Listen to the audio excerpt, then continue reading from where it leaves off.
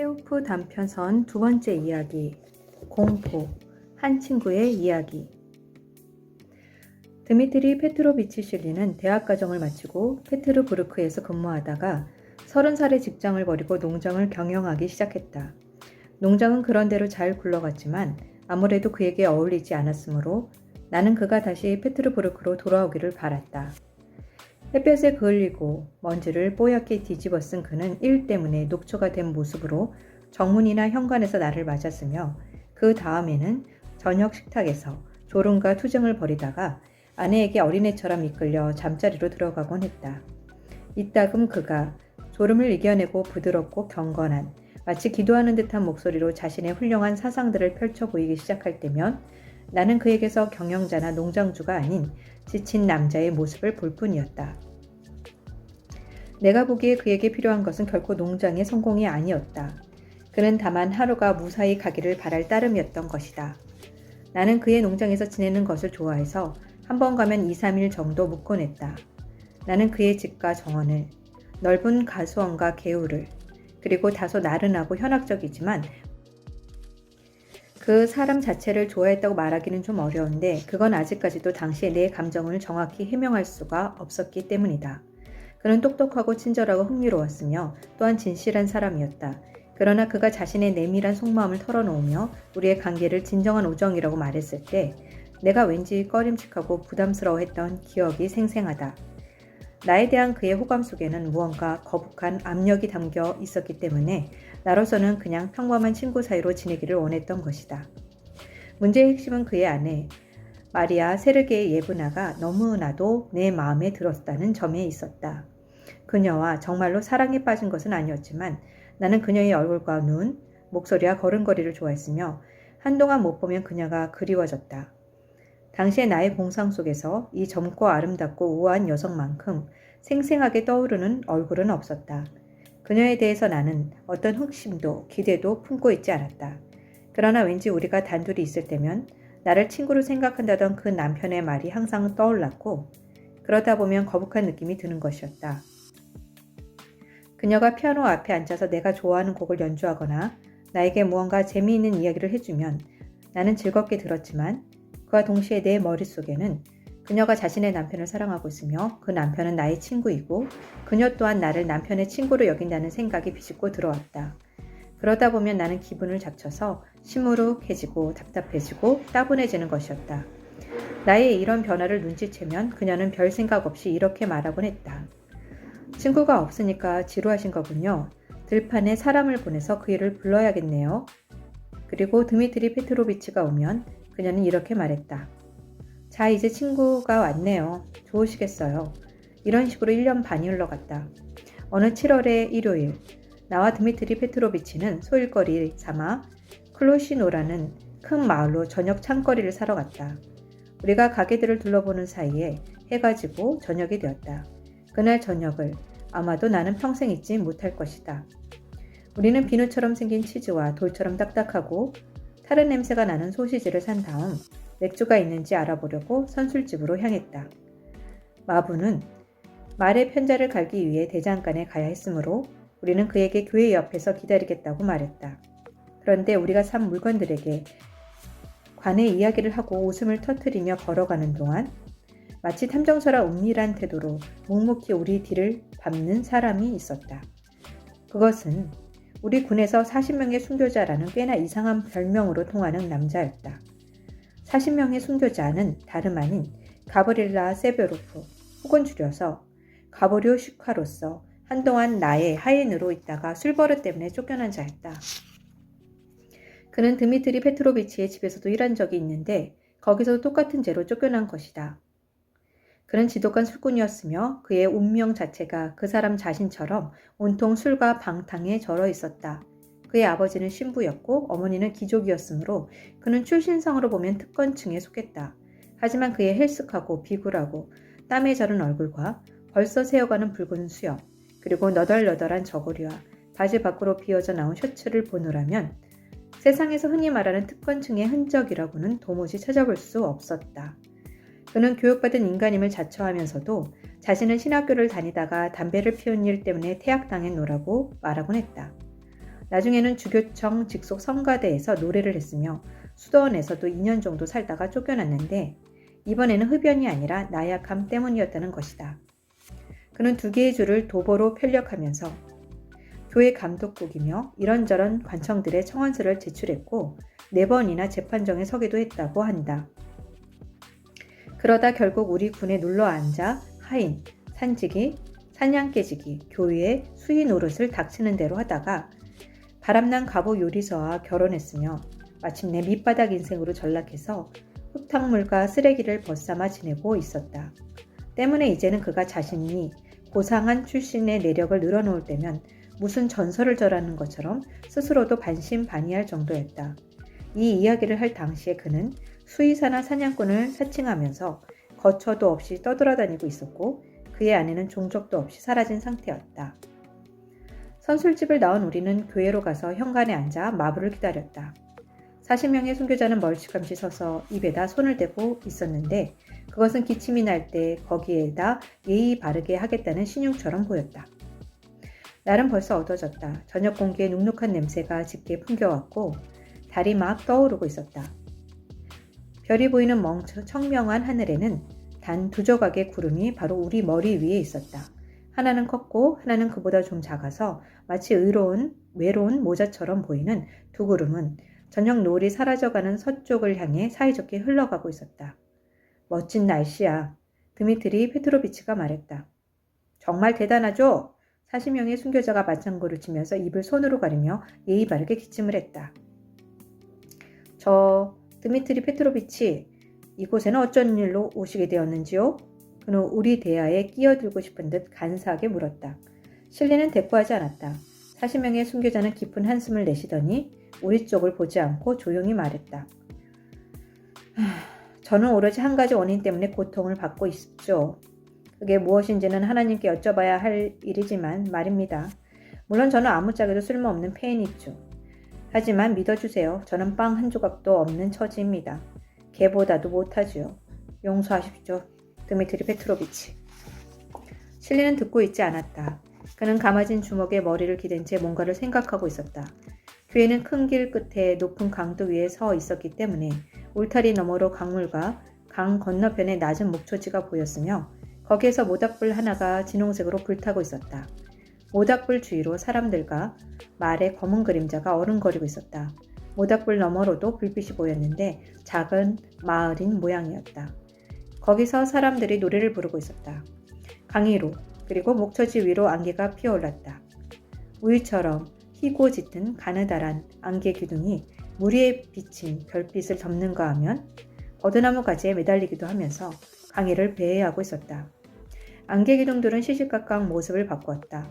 어떤 것들은 서로 껴안고 있는가 하면 어떤 것들은 인사를 나누었고 어떤 것들은 수도사가 넓은 소매자락에 감긴 손을 기도하듯 하늘로 치켜드는 것처럼 보였다. 아마 이 광경이 드미트리 페트로비치로 하여금 유령과 죽은 이들에 대한 생각을 하게 만든 것 같았다. 왜냐하면 그가 나에게 얼굴을 돌리더니 우울한 미소를 지으며 이렇게 물었기 때문이다. 말 좀 해보시오, 친구. 무시무시하거나 비밀스럽거나 환상적인 이야기를 할 때 우리는 어째서 실제 인상으로부터가 아니라 꼭 유령이나 저승세계에서 소재를 취하는 것일까? 이해할 수 없으니까 무서운 거지. 아니 그렇다면 인생은 이해가 되시오? 말해봐요. 그래, 당신은 저승세계보다 인생을 더 잘 이해한다고 생각합니까? 드미트리 페트로비치가 내 곁으로 바짝 다가 앉았기 때문에 나는 그의 숨결을 내 볼에 느낄 수 있을 정도였다. 저녁 어스름 속에서 그의 창백하고 꽉 마른 얼굴은 더욱 파리했고 짙은 턱수염은 숲보다도 더 새까맣게 보였다. 그의 눈은 우울하고 진지했으며 나에게 무언가 무서운 이야기를 할 참인 듯 다소 겁에 질려 있었다. 그는 내 눈을 바라보며 예의 기도하는 듯한 목소리로 말을 계속했다. 우리 인생이나 저승세계나 매한가지로 불가해하고 무섭습니다. 유령을 두려워하는 자라면 나도 저 불빛들도 그리고 저 하늘도 두려워해야 마땅하지. 왜냐하면 이 모두가 잘 생각해보면 저승의 망령들만큼이나 불가해하고 환상적이니까. 햄릿 왕자가 자살을 하지 않았던 이유는 혹시라도 죽음 뒤의 꿈속에서 망령들이 나타날까 두려웠기 때문이요. 그의 유명한 독백을 좋아하긴 하지만 솔직히 말해서 그것은 나를 진정으로 감동시킨 적이 없어요. 당신이 친구라서 고백하지만 나는 이따금 괴로울 때면 나 자신이 죽는 순간을 머릿속으로 그려보곤 합니다. 나는 공상 속에서 암울하기 그지없는 수천 개의 장면을 만들어냈고 이것들이 나를 고통스러운 광란으로 한마디로 말해 지옥으로 이끈 적도 있어요.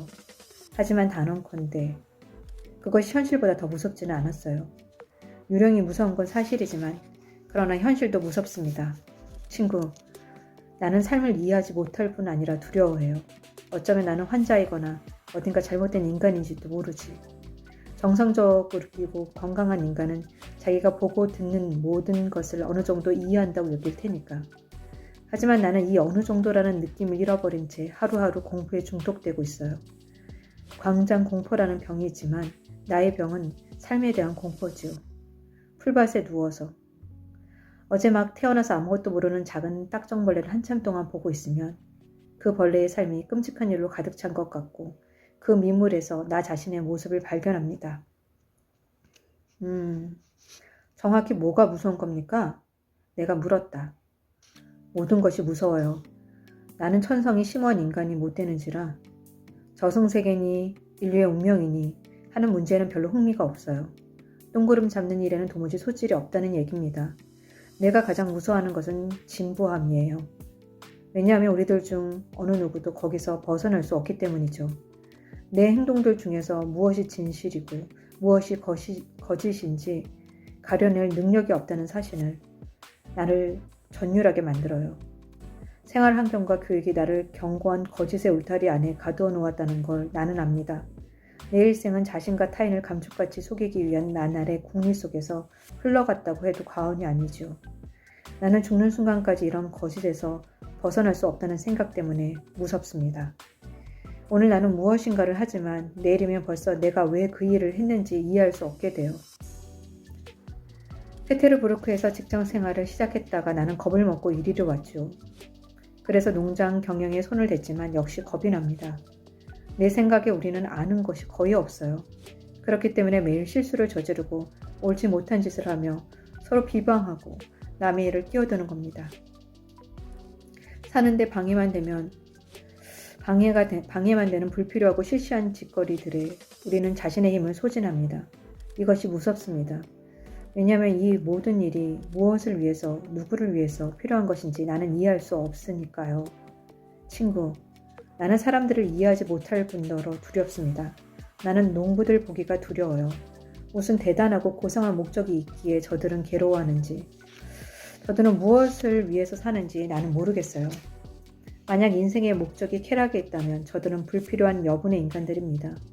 만약 인생의 목적과 의미가 가난과 절대적인 무지 속에 있는 것이라면 이런 가혹한 심판이 누구를 위해서 필요한 일인지 모르겠어요. 나는 아무것도 이해할 수 없어요. 저자를 한번 보세요. 그는 40명의 순교자를 가리키며 말했다. 저자를 이해하시겠습니까? 우리 두 사람이 자신을 보고 있다는 걸 알아챈 40명의 순교자는 주먹에다 대고 점잖게 기침을 하고서 말했다. 저는 항상 훌륭한 나리들을 충실하게 섬겼었죠. 그러나 문제는 수립죠. 만약에 불쌍한 이놈을 굽어 살피셔서 일자리를 주신다면 당장 신에게 맹세하겠습니다. 다시는 술을 먹지 않겠다고요. 교회 수의가 지나가다가 이해한 표정으로 우리를 쳐다보더니 종에 달린 줄을 당기기 시작했다. 종은 저녁의 정적을 날카롭게 깨면서 느릿느릿 10번을 울렸다. 이런 벌써 10시야. 드미트리 페트로비치가 말했다. 벌써 갈 때가 됐네요. 자, 친구. 그는 한숨을 쉬었다. 아무것도 아닌 것처럼 보이는 평범하고 일상적인 생각들을 내가 얼마나 겁내고 있는지 당신은 모를 겁니다. 나는 생각하지 않으려고 일에 몰두합니다. 밤에 깊이 잠들기 위해서 농장 일로 자신을 혹사시키는 거죠. 애들과 아내가 다른 사람들에게는 문제될 일이 없겠지요. 하지만 이들이 나에게는 얼마나 무거운 짐인지. 그는 손으로 얼굴을 문지르고 헛기침을 한번 하더니 씩 웃었다. 살아오면서 내가 했던 바보짓들을 당신에게 얘기할 수 있다면 그는 말했다. 모두가 그러더군요. 당신에게는 착한 부인과 예쁜 아이들이 있지 않습니까? 그리고 당신 자신은 훌륭한 가장이잖아요. 사람들은 내가 무척 행복하다고 생각하고 나를 부러워합니다. 뭐 이왕 말이 나왔으니 당신한테만 이야기하죠. 나의 행복한 가정생활이란 사실 서글픈 오해에 불과합니다. 나는 가정이 두려워요. 그의 창백한 얼굴은 꾸며낸 미소로 일그러졌다. 그는 내 허리를 껴안고 낮은 목소리로 말을 계속했다. 당신은 나의 진실한 친구예요. 나는 당신을 믿고 깊이 존경합니다. 하늘이 우리에게 우정을 선사한 이유는 서로 허물없이 말을 털어놓음으로써 우리를 압박하는 비밀의 고통으로부터 벗어나게 하려는 게 아닐까요? 괜찮다면 나에 대한 당신의 호의를 믿고 모든 진실을 털어놓고 싶습니다. 당신이 보기에 그토록 행복할 것 같은 나의 가정생활이라는 게 사실은 나의 가장 큰 불행이자 공포입니다. 나의 결혼은 기묘했고 어리석었습니다. 결혼하기 전에 나는 마샤를 미칠 듯이 사랑했습니다. 2년 동안 그녀를 쫓아다녔어요. 나는 그녀에게 5번이나 청혼을 했지만 나에게 전혀 관심이 없었던 그녀는 매번 거절했습니다. 6번째는 사랑에 몸이 단 나머지 그녀 앞에 무릎을 꿇고 흡사 구걸을 하듯 매달리며 청혼을 했고 결국 그녀는 승낙을 했습니다. 그녀는 나에게 이렇게 말했어요. 당신을 사랑하지는 않지만 정숙한 아내가 되겠어요. 라고. 나는 그런 조건조차도 감지덕지하며 받아들였죠. 그때는 그 말이 무슨 뜻인지 이해했어요. 하지만 지금은 귀신이 잡아가도 이해를 못하겠습니다. 당신을 사랑하지는 않지만 정숙한 아내가 되겠어요. 이게 무슨 뜻입니까? 안개처럼 애매해 모호한 얘기지. 나는 지금도 신혼 첫날과 마찬가지로 그녀를 사랑합니다. 하지만 그녀로 말하면 내가 보기에는 그때처럼 무관심한 데다가 내가 집을 비우면 기뻐하는 것 같습니다. 어쩌면 나는 그녀가 나를 사랑하는지 아닌지를 모를 뿐이겠죠. 네, 몰라요. 모르겠습니다. 하지만 그래도 우리는 한 지붕 아래서 서로 여보라고 부르며 같이 잠자리를 잠자고 아이를 가졌고 재산도 공동명의로 했단 말입니다. 이런 것들이 무엇을 뜻하는 거죠? 그래서 어쩌다는 거죠? 친구, 당신은 뭐든 좀 이해가 됩니까? 지독한 고문이야.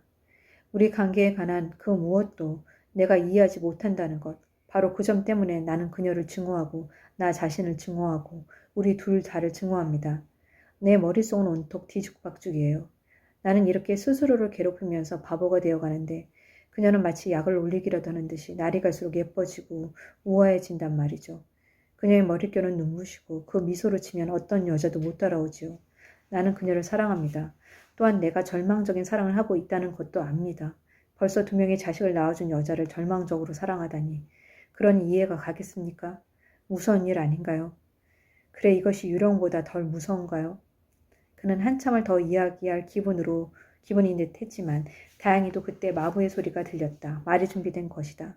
우리가 마차에 타려 하자 40명의 순교자는 털모자를 벗더니 나리들의 고귀한 몸에 손댈 기회를 전작부터 고대하고 있었다는 듯한 표정을 지으며 우리가 마차에 오르는 것을 도와주었다. 드미트리 페트로비치 대기 가도록 허락해 주십시오. 그는 머리를 삐딱하게 기울이고 심하게 눈을 깜빡이며 말했다. 자비를 베풀어 주십시오. 배고파 죽겠습니다. 좋아요. 실린이 말했다. 와서 사흘간 지내도록 하시오. 그 다음에 어떻게 되나 봅시다. 예, 나리. 40명의 순교자는 기뻐서 소리를 쳤다. 오늘 당장 가겠습니다요. 집까지는 6베르스타였다. 드미트리 페트로비치는 마침내 마음에 담은 말을 친구 앞에서 했다는데 만족해서 길 가는 내내 나의 허리에 손을 두르고 있었다.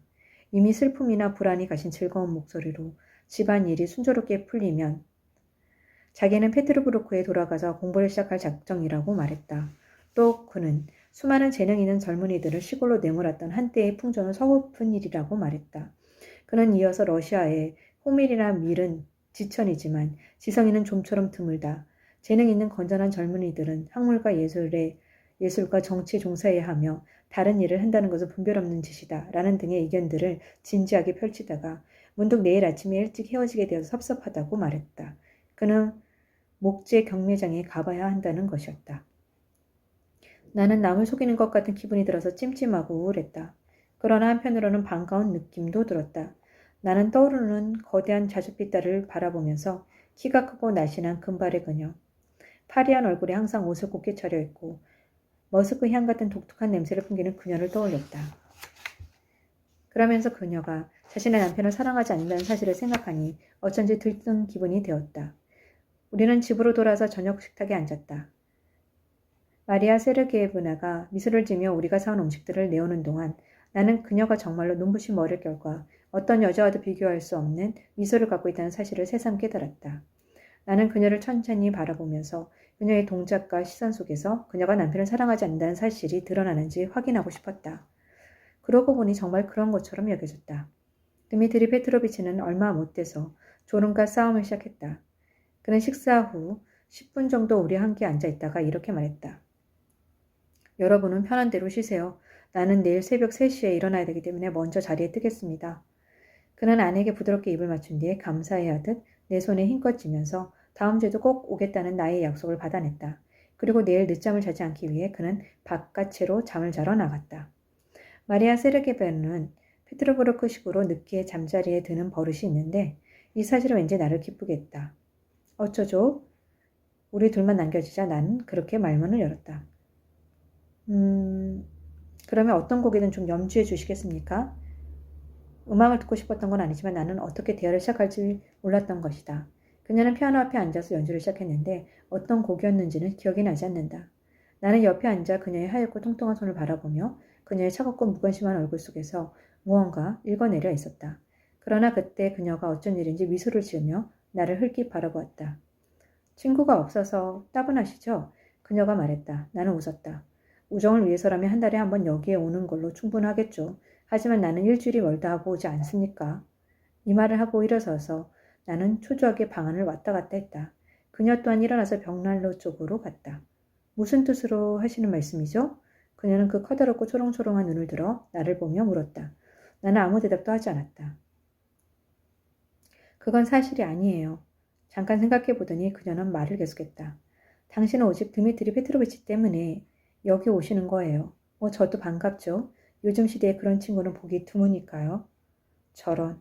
나는 잠시 생각했다. 그리고 스스로 무슨 말을 하는지도 모르면서 이렇게 물었다. 정원을 거닐지 않으시렵니까? 아니요. 나는 테라스로 나갔다. 머릿속에 개미들이 기어다니는 것 같았고 흥부 때문에 몸이 오싹했다.